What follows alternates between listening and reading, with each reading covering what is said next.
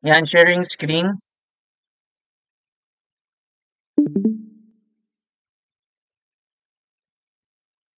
Kita yung screen ko?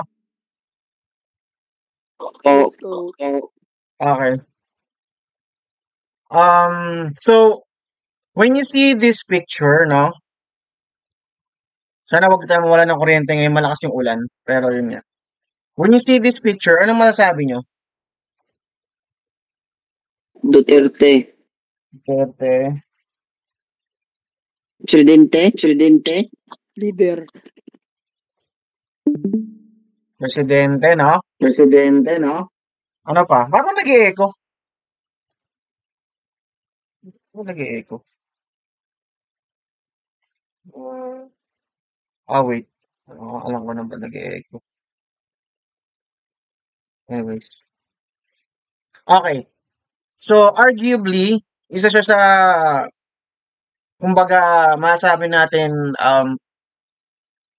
talagang nagmarka sa leadership dito sa Philippines, no? Bukod kay Marcos, yung tatay ni Marcos, di ba? Very controversial yung the way niyang nung namuno siya sa Philippines, no? And some could say na one of the best, some could say na one of the brutal, no? Either way, may mga bagay na nagawa siya na masasabi natin talagang sobrang controversy, no? Like yung tukhang, no? May kaibigan ako na tatay niya natukhang, even though hindi na siya talaga gumagamit. Parang may nangyari nun. Parang, alam, nilaglagan siya ng droga. And some will say na, syempre sentiment doon, ang bias niya is masamang tao yung programa, masama yung programa. But arguably hindi naman natin agad masasabi na dahil agad sa presidente yon.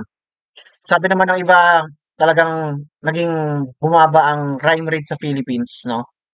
Simula nung naging presidente siya. Either way, may masasabi ka, may bias ka, may side ka na pipiliin na okay siya, mabuti siya, hindi siya okay at masama siya. Okay? So sa trading, ganun din, ang tinatawag natin doon is bias, no? Makikita natin if may confluence or confirmation tayo. Masasabi mo, pag nakita mo yung market, babagsak to. Aangat to. Okay? So, yun yung pag-uusapan natin this afternoon. It's all about bias. So, last time, may sinend ko yung replay. No, sabi nga ni Braille, ano daw, mahina. Probably mahina nga yun. So, ito mas detalyado to kasi nakapaganda ako dito sa presentation unlike do sa first batch. Itong bias na to, kahit pa paano nakapaghanda tayo, no? Coach, sorry po. Hindi, okay lang. Totoo namang maliit din kasi yon. Medyo alanganin. Yung time na yun, hindi pa maayos yung laptop ko. Ang kagandahan kasi sa batch nyo, maayos yung laptop ko na ginagamit. Hirap na hirap kami nun. Kasi iPad gamit ko ata nung nagtuturo ako sa kanila. Ayun. So, this is our topic for today, trading bias. So, trading bias is strong belief of price direction. So, ibig sabihin, pag nakita mo, itong bias na to, sigurado ka, alam mo kung saan pupunta yung market. Okay? Kinds of bias. So, meron tayong iba-ibang klase ng bias. We have news, we have USD versus everyone, no? Every assets. SMT, okay? Ang ibig sabihin ng SMT, Smart Money Tool. Power of 3, King Bitcoin. So, again, yung mga tinuturo ko sa inyo based on my experiences, tapos, mga natutunan ko ay ICT. Okay? So, yung bias, usually, ginagamit natin ng monthly, weekly, daily. Para makita mo kung ngayong week, saan ko ba nakikita yung market? Okay? So, ibig sabihin kung mukhang paangat yung market this week, most of my trades are paangat. Kasi yun yung trend eh. Okay? mas maiiwasan nating kahit papaano na masunog yung account natin, no? So when we say USD versus everyone, this is a positive and negative correlation. Alam naman natin na ang dolyar ang dominant currency, siya yung reserve currency, mostly used na currency, okay? May iba't iba tayong currency kung di natin alam. Meron tayong Japan yen, meron tayong ringgit sa Malaysia, Singapore dollar, at kung ano-ano pa. Pero kung sa cryptocurrency, merong number one cryptocurrency that is Bitcoin based on market cap. Ganun din naman ang currency natin. We have our US dollar. That's why everything follows US dollar. Kung ang mga altcoins na follow ang Bitcoin, ang US dollar pinapalo ng ibang currency in terms of its movement. So when we say like this, no, pagpaangat ng USD, asset na paired with USD is usually pababa. Kung before kayo sumali sa webinar na to, nakanood na kayo sa channel ko, madalas ko tong ina-update sa mga videos ko na when I do technical analysis, sineshow ko yung US dollar kasi walang kwenta kung ang US dollar ay pababa pero yung Bitcoin naman, no, paangat. Kung nagpe-predict ka na yung Bitcoin na angat pero yung US dollar ay paangat, parang walang mangyayari. Talaga mangyayari yung assumption mo na aangat yung Bitcoin. Ganun din naman kapag babaksak ang US dollar, katulad nga ng sinabi ko, lahat ng tinitrade mo gamit US dollars is paangat. Humihina ang dolyar. Okay? Supply and demand. Ito yung negative and positive correlation. Okay? So, ito yung isang example, no? This is the US dollar index. Nasa 1 minute ata ako nito. 1 minute or 1 month? 1 minute. Okay? So, yan yung date para makita nyo, masundan nyo rin pag chinek nyo. So, nag-start na mag-uptrend yung market like noong October 12. Pero beyond that, napaangat na yun eh. But this is more trade breakdown pala, sorry. Ito yung tinarade ko gamit yung US dollar.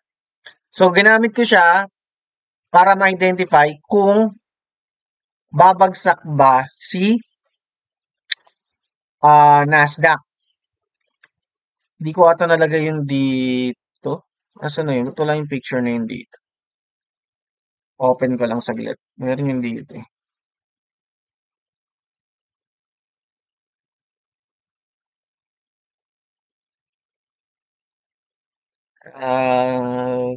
Ito ata.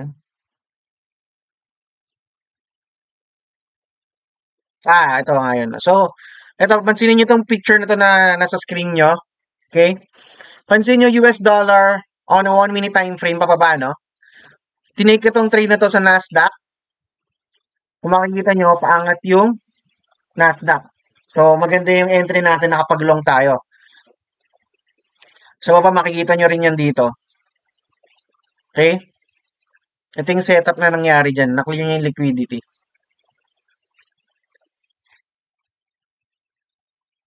So, ito na talaga yon. So, USD versus everyone. So, i-check nyo yung date. July 12 hanggang October 9. This is 2023. Ano yung direction ng market? Mark? Uptrend, coach. Uptrend, tama. Tama. Okay. Ngayon, i-match natin yun sa euro. So, this is Euro USD on a daily time frame. October 13 to October 9. Ano yung direction ng market? Chan. Nandiyan ba si Chan? Ano dyan si Chan?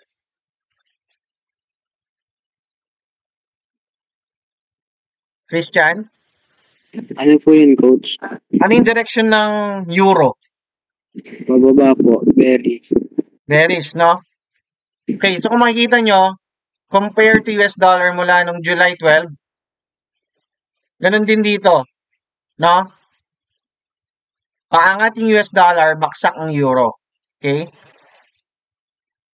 So, ibig sabihin, mas malakas yung dolyar during that time. Dahil mas malakas ang dolyar, pahina yung paired na asset sa kanya. Okay? Next is Bitcoin. Yan, sa July 12, Braille. Ano yung direction ng market? Angat.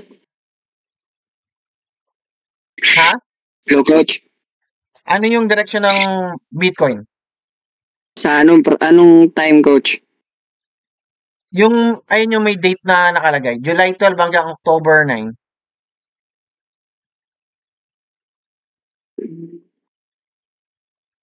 Uptrend, coach? Bullish? Bullish ba yan? Mula July 12 hanggang October 9? Try ito pala. Ay, bearish, coach. Sorry, coach. Bearish, tama. Bakit siya bearish? Kasi malakas yung dolyar. Malakas yung dollar, tama. Kung mapapansin nyo, same day, paangat. Baksak yung Bitcoin. Next is gold. Ganun din. May na-miss ba ako? Tatlo nga lang pala kayo. So yun, kung makapansin nyo yung gold, ganun din July 12, pababa ang gold, paangat ang dolyar. Okay?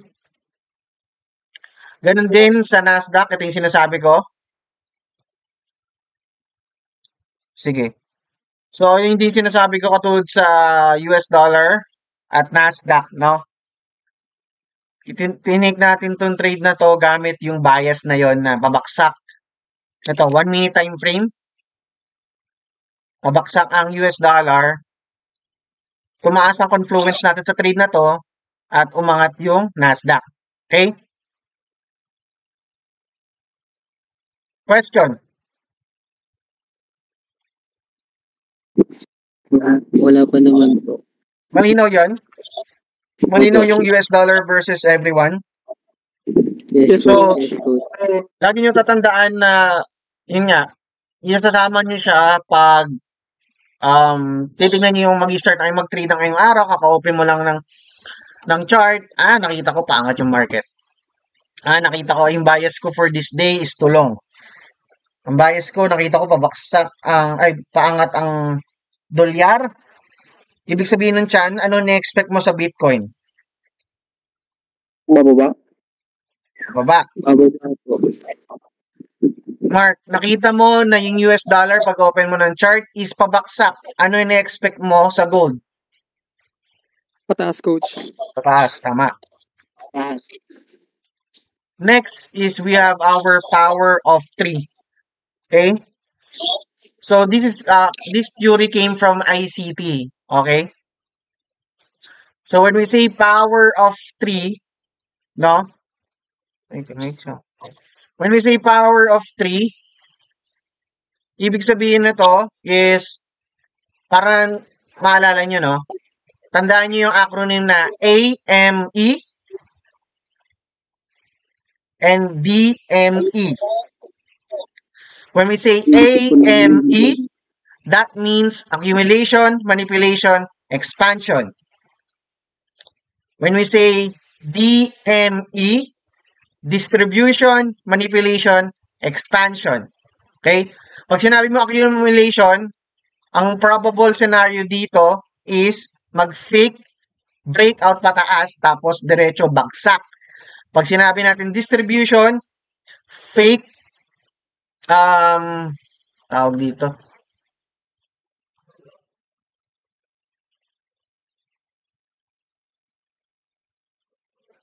Opposite itong sinabi ko nung una. Ano ba sinabi ko nung una? Pabaksak, di ba? So, itong distribution, manipulation, expansion, no? Fake na babagsak. Yung accumulation, fake na aakyat. Ang distribution, manipulation, expansion, fake na babagsak. Okay? So, let's see some example. So, itong power of 3, okay? So, let's say may nakita kayong candle, okay? This is for our weekly or daily, no? Saan nag-close tong candle na to? Itong red candle na to, saan siya nag-close? Yung body. Sa baba po. Baba po. Saan yung opening niya? Sa taas, coach. Tama, sa taas. Okay? So, pag may nakikita kayong gantong bearish candle, tapos nakita nyo bigla yung market pataas, hahanapin nyo kung saan yung opening ng candle na yon. So, kung umaangat tong market, i-identify nyo yung previous candle niya, kung weekly ba yan or monthly or daily, nasaan yung nag-close yon. Usually kasi, pag umangat yung price, kung saan nag-open yung price, usually, pwedeng manipulation yon. So ito, papakita ko sa inyo example. Ganito yung mangyayari, aangat siya sa taas ng opening price, tapos talerechong babagsak na. Akala nung iba, dediretso na sa taas, yung pala, pabagsak na. Okay? This is applicable lalo na sa crypto. Kasi sa crypto kasi wala namang hindi nagsasara ang crypto. Yun yung problem. 24/7 ang crypto. So maganda tong power of 3. Sa forex kasi saka sa stocks, makikita nyo yung may gap, talagang may open na gap na yung candle na kalayo. Yun talaga yung opening and closing. Hindi ko lang kung may makikita natin dito. Ito tayo sa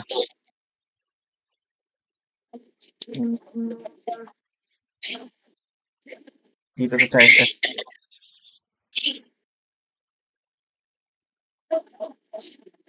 Displacement ata yun. tayo ng hindi rin kita dito.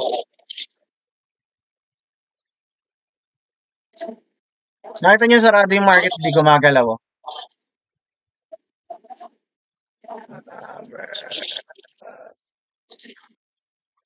Meron nata akong trade dito nun.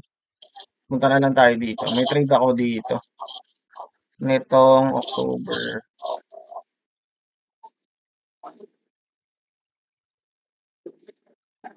Ito. So, nakita nyo itong space na to. Mukha siyang fair value gap, di ba? Pero sa stock market, pag may nakita kayong space na ganyan or CME gap, ganun, ibig sabihin nag-open yung market. So, ito yung last week.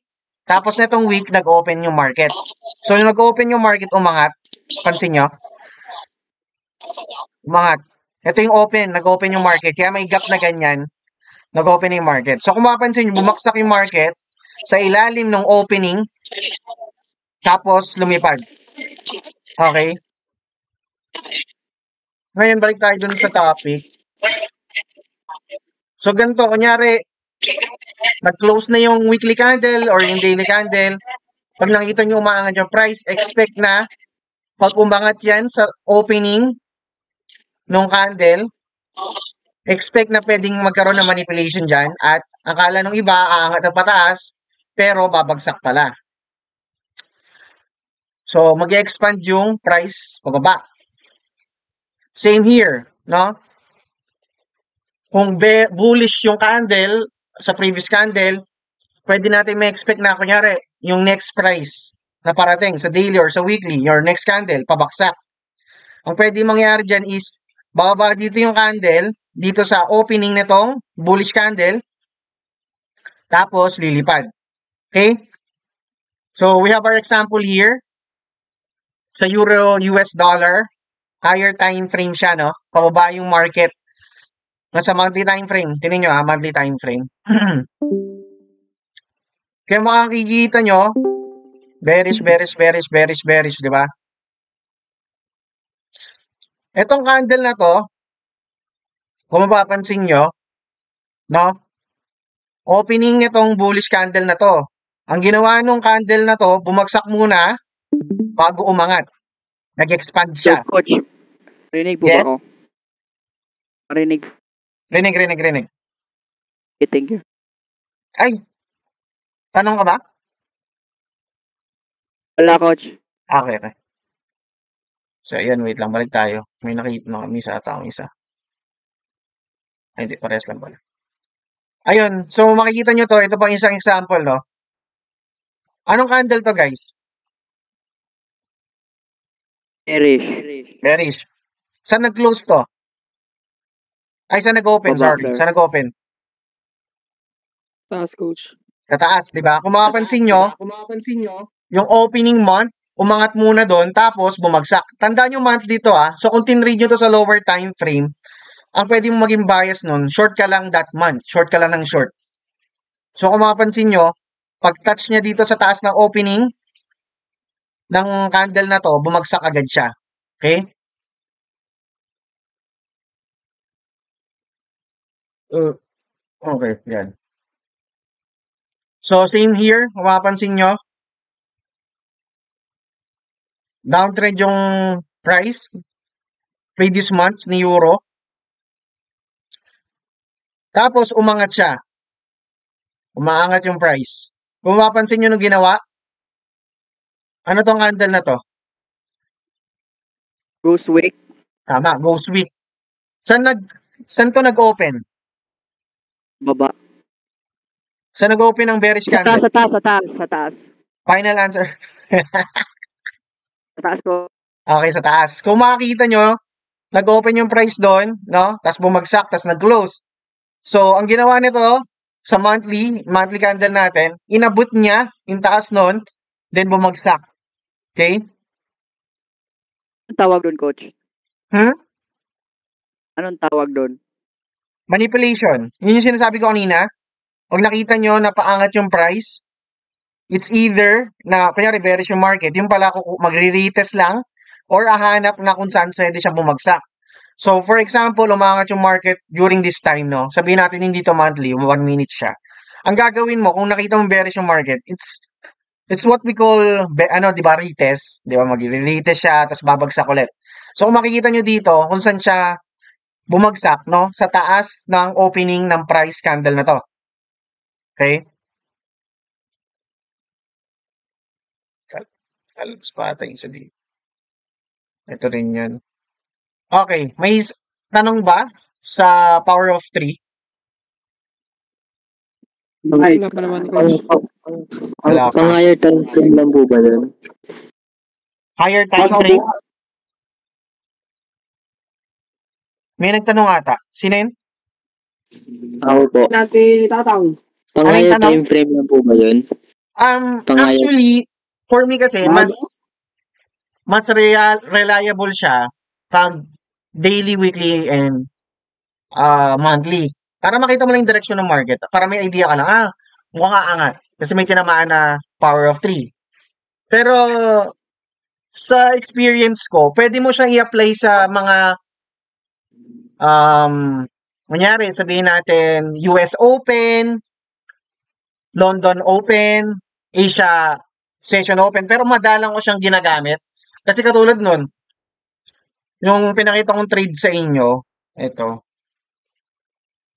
nagsarado yung, di ba sarado na tong market last week? Ito, Asia Open to, nag-open yung Asia. Pero kung titingnan mo, hindi lang to yung Asia Open eh. Ano lang to eh, yung kung saan nanggaling yung market na sarado, tapos nag-open siya. So, yung kung makapansin yung Asia Open nilagay ko dyan kasi dito nag-open yung Asia na market. So, ang ginawa nung market na nag-open ng like after lunch ng Asia, pa nag-close ng Asia, nag-open na yung London, bumagsak siya sa London para mag-manipulate, tas umangat. Okay? So, pwede mo rin siya apply for me pwede mo rin siya apply talaga rin sa mga sessions sa market, yung opening and closing. Kasi nga, again, like sa crypto, kung ito-trade nyo yung crypto, wala siyang closing talaga, na literal. Pag gising mo na madaling araw, bukas siya. Pag Sabado, Linggo, bukas siya. Cryptocurrency lang talaga yung walang pahinga. And which is, for me, yung hindi maganda. Masyado siyang too much freedom, alam mo yun. Kaya minsan ang hirap mag-build ng discipline sa crypto. Ayan. Nasagot ko ba yung tanong? Opo. Okay. May tanong pa? Power of 3. Ano po malaman yun kapag Asian law, mga ganun na term po, coach? Sa mas maintindihan nyo sa setups? Mas i-explain ko siya. Kasi, gagamitin natin siya sa entries. Papakita ko sa inyo. Ayun po ba, coach, your next search? Hindi pa. Hindi pa. Bias pa lang tayo. Coach, Yes. yung manipulation ba, coach, parang nangsisip lang siya, coach, or parang manlito lang siya ng Good question. mga traders? Pick out? Good question yan. So, sino na nagtanong? Si Chan ba yan? Mark, coach. Si Mark. So, yung sweep at deviation, it's a form of manipulation. Tama. So, magandang question yan. Hindi ko nalagay. Pero yun nga, form shell manipulation. Kasi nga, yun nga, nag-grab lang siya ng liquidity, hindi talaga siya lumipad, hindi siya bumutas. So that's a good question. Sweep or deviation is a form of manipulation. Kasi, kumbaga, sige sabihin natin na pwede nyo isipin yung sweep at deviation, no? Hindi ko lang kung nagkaroon na kayo ng girlfriend or nanligaw na kayo or may girlfriend kayo ngayon, no? Hindi ko lang kung na-experience nyo na may babae kayong gusto, tapos nalaman ng babae na gusto kayo. Gusto mo siya. Ngayon yung babae, nakikita mo, lo, baka gusto rin ako nito kasi niningitian din niya ako, nagre-reply siya sa text ko, di ba? Tapos in the end, malalaman mo na may gusto pala siyang iba, tapos ang pini-friend zone ka lang pala, no? So, minsan kasi, pero, yun talaga yung misleading manipulation, ganun siya. So, parang dun sa relationship, dun sa trading, no? Akala mo lilipad, yung pala hindi. Akala mo kayo na, hindi pala. Okay? Malinaw? Malinaw yung manipulation? Yes, coach. Okay. Masakit ba? Masakit. Yung iba ata di pa na-experience. Okay. Next. Next natin is SMT. This is called Smart Money Tool or Divergence. Okay? Divergence. Smart Money Tool.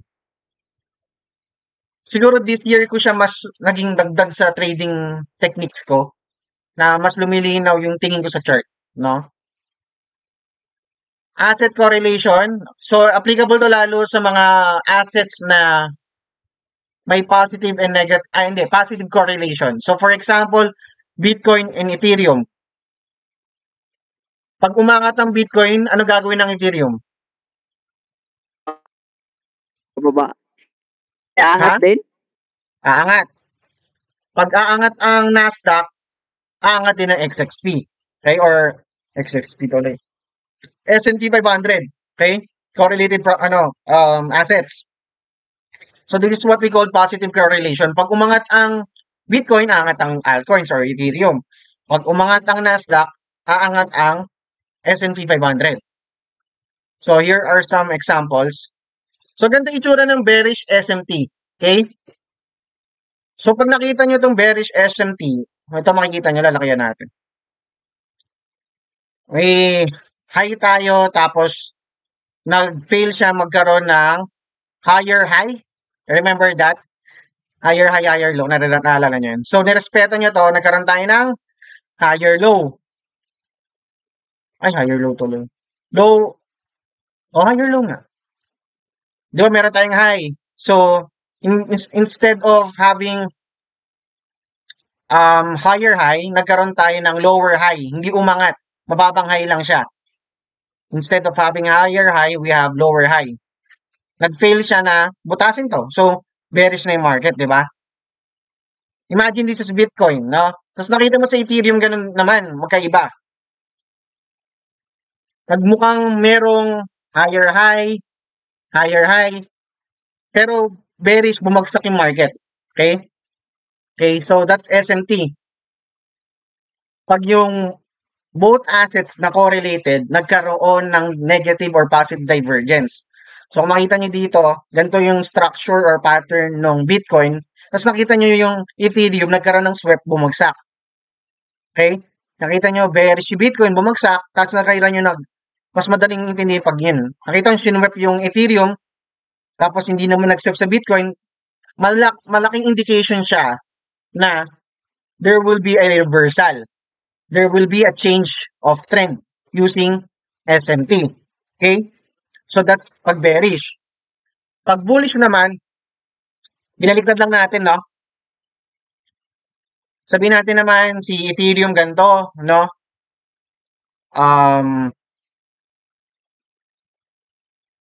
We have higher high, higher low, tapos lipad. Ganun din dito. Higher low, tapos babagsak ulit. Pero wala siyang retest, mas lilipad lang siya. So this is called a divergence. Ang tawag dito smart money tool. So bakas siya, kung makikita niyo yung picture kanina, footprints siya ng mga smart money na possible na may manipulation sa asset na to. Pag nakakita rin kayo ng SMT guys, tapos nakita nyo na nangyari yung Bitcoin, nag-create ng higher high, tas higher low, tas lumipad, tas ito, lower high, lower low, lower high, lower low, tas biglang lumipad. Usually, ang ibig sabihin nito, ang iti-trade ko personally is itong higher high, higher low. Bakit? Kasi halata na manipulated tong sa Ethereum. Okay, papakita ko yung example bakit mas gusto kong i-trade yung walang manipulation na footprint. Papakita ko sa inyo. So, kung makita nyo to sa Ethereum, okay, date June 28 to June 30. Yan, 2023. Pasensya na kayo may naggalato-lato. So, this is Ethereum. Check out the dates. June 28, 30 Bitcoin naman. Okay? Ano napansin nyo? May SMT ba tayo?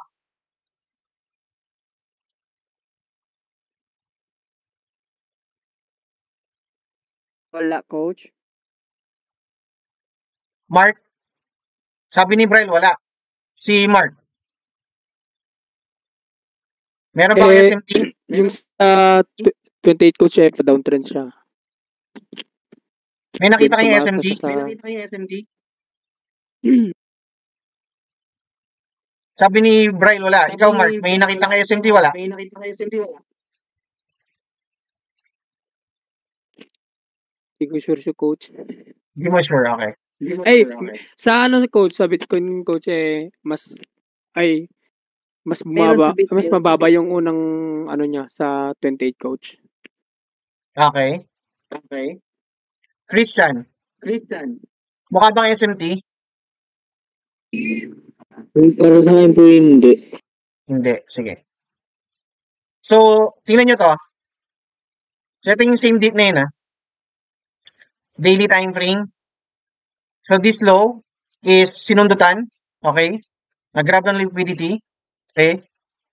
Ngayon, tingnan nyo yung sa Ethereum. Hindi siya nag-sweep. Itong low na to, protected. Ang ginawa niya, umangat agad. Okay? So, yan yung SMT. Malinaw? Gets coach. Nasaan na yun? Ayan. Gets na, coach. Yung Bitcoin na sweep, yung Ethereum hindi. Bitcoin na sweep, Ethereum hindi. Divergence ang tawag dyan. So, when we say divergence, magkasulungat, pero correlated assets sila. Ewan ko napanood, natapos yung indicator na video. Pag gumagamit ka ng RSI, ng tawag doon, volume, minsan may mga ano rin yun, may divergence na nangyayari. So, ito mismo sa price action mismo, makikita mo na may divergence. Okay?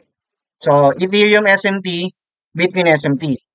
Basta tandaan nyo, pag nakakita kayo ng SMT, there's a possibility, there's a high chance na aangat yung price. Kung mapapansin nyo, pareho sila gumawa ng SMT pareha, umangat parehas yung price. Okay? Then, ito, pansinin nyo, yung SMT ng Bitcoin, after niya gawin, nakita nyo to, yung ganyang price action, sobrang manipulated. Ayun o, sweep after sweep. Hindi dire-diretso yung pag-angat. Nakita nyo ba? Yung kakabahan ka pag pinasok mo tong trade na to. Ganun yung itsura niya. Maraming sundot oh. Sundot. Lawang sweep. Ha? Lawang sweep, coach. Oo, may mga ganun. Dire-diretso yung sweep, maraming sweep. Hindi siya dire-diretso yung pag-angat. So, ibig sabihin itong, pag nakita nyo yung nag-sweep ito, yung divergence na to, doon sa partner niya, ang ako, preferable ko na i-trade is yung Ethereum.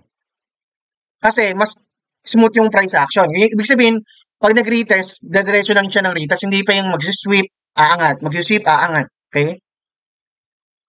Pero, yun nga, guaranteed siya na aangat. Kaso yun nga, paano kung tight ka mag-stop loss, dire-diretso kang masisipa doon sa ano mo sa position mo. Okay? So pakita natin sa Ethereum ano yung itsura niya. So kung makikita nyo dito sa Ethereum, pagkatapos nung nangyaring SMT, nagkaroon lang siya ng konting or massive down, tapos dire-diretso na. Nakita nyo itong candle na to, kung gaano kalinis, pakita ko sa inyo. Linis ang breakout niya, no? Kesa dito sa Bitcoin. Okay? Diba? Mas malinis siyang tingnan. Okay? Kasi dito, nakikita nyo pa sa Bitcoin, no? Ito. Nakikita nyo tong white candle na to. Imagine nyo yung green candle yan, ha? Yung low niyan. Sa Ethereum, ala, nabura. Sa Ethereum, hindi nyo nasunip yung low na yun, eh. Umangat na lang. Sa Bitcoin, hindi, oh. Okay? So, again, it's also a sign of reversal. So, kung makapansin nyo, after mangyari yung SMT na yun, bumagsak tayo. Ito yan, makikita nyo yan dito eh. Muna tayo sa monthly. Kahit weekly lang. Dito tayo nan. Ito yun oh. Grabe yung baksak na yan. So, when we see divergence, possible na reversal na siya, lalo na kung sa uptrend yung price action ng isang price or isang asset. There's a high chance na magpapalit siya ng trend. Okay? So, ganun din sa Ethereum. Ayan, nakita niyo pabaksak na rin siya. May Ethereum ba ako dito? Wala na ata akong Ethereum. Binura ko na sa ano yung Ethereum.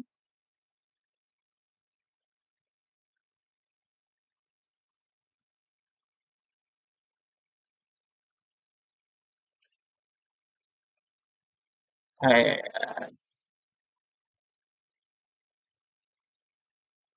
ito pala. Ayan, babaksak din siya after nun. Okay, so, now, tapos na tayo sa bullish SMT. Tingnan naman natin yung bearish SMT, no? Ayan, so makikita nyo, after nun, di ba nagkaroon tayo ng price up? Ngayon, nakikita nyo dito, kung yung Ethereum kanina yung manipulated na SMT, ito yung kay Bitcoin naman yung maayos na SMT. Hindi niya kailangang i-sweep tong high na to para bumagsak. Unlike sa Ethereum,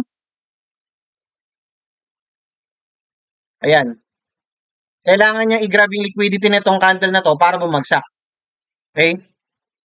So, kung ganun ang scenario, anong iti-trade mo, Chan? Bitcoin or Ethereum? Pabagsak. Bitcoin po.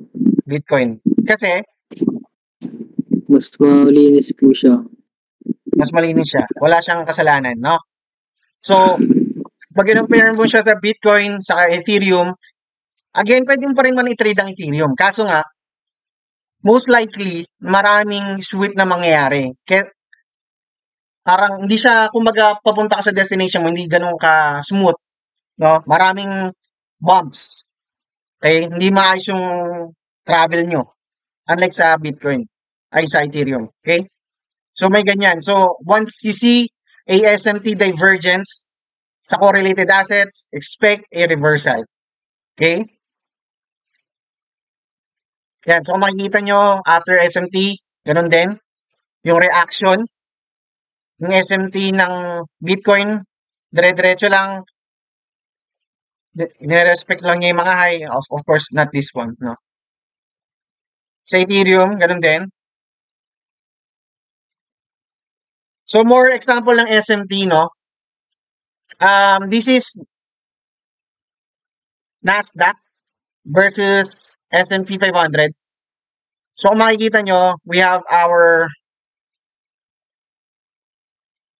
lower low, lower high, lower low. We have our lower low, naging higher high, tapos higher low. Okay? So, yan, meron tayong S&P divergence as you can see. Same date, Tuesday. Ayan, kung makikita nyo. NAS 100, S&P 500. So, ito yung SMT niya, before and after. Nung nangyari yun, yung divergence na yun. Kita nyo yan. So, lumipad sila pareha. Mind you, this is 4-hour time frame, guys. So, yung movement na yan is malaki na yan. Okay? So, kung sinundan mo